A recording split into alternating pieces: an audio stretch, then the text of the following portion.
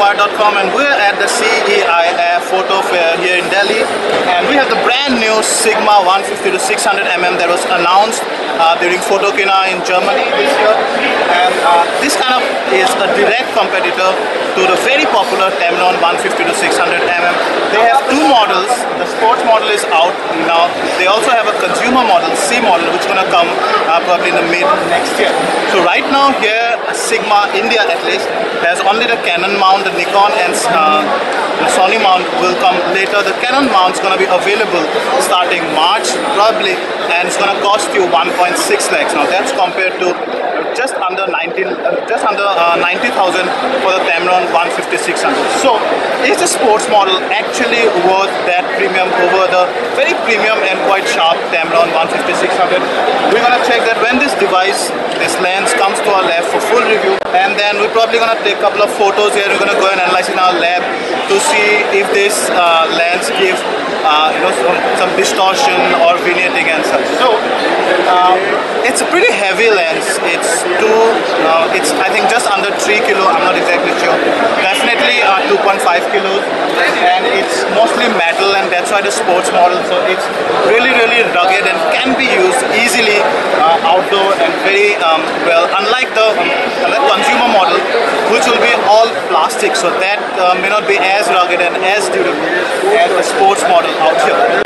Now this lens, as you can see, it's a made in Japan lens. Now pretty sturdy. I had it in my hand, and I could tell you, as I told you, about 2.5 kilo, feels quite heavy, but metal. So if you're if you'll mostly use this handheld, then you might want to wait for the consumer model. But sports model will they both, as Sigma promises, won't give you that much difference in terms of optical quality, but I still feel that the sports model will have that tad bit better glass than the consumer model. And it's basically a DG OS HSM glass, so you have optical stabilization. Of course, you have two-level optical stabilization. You can see buttons out there, off, 1 and 2. You also have the focus customized button so that you can lock your focus at certain points, so off and C2, C1, and then you also have the focus limiter switch that we have seen also on the Tamron lens. So basically you can limit this lens to focus only up to 10 meter, between 2.6 to 10 meter, and then you can toggle this to have it utilize its full focus capability. The switches, they are mainly because you might hunt for focus under low light. If it's too far, that's when you should use the focus limiter here, and then 10 meter to infinity, of course. And then your autofocus, manual focus, and then you also have a manual override button out here. So it actually feels pretty sturdy, and there's a lock button out here also.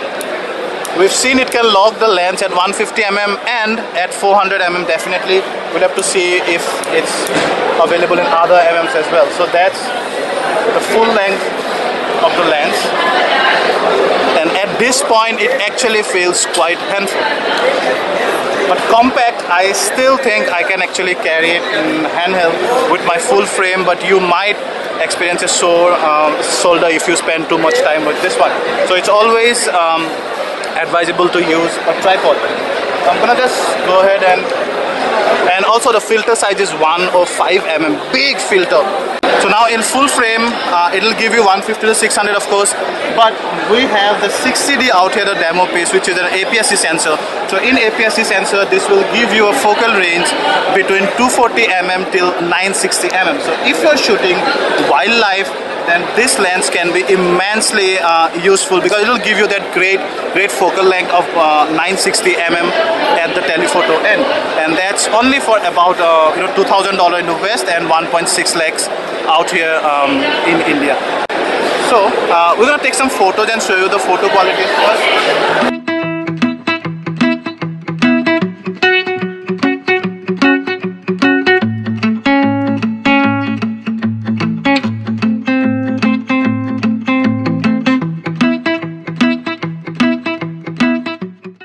Now you can, if you have a Canon full frame or APS-C sensor DSLR, you can get it in March. For Nikon and Sony users, it's gonna come later. 1.6 lakhs Sigma 150 to 600mm DG OS HSM. Thank you.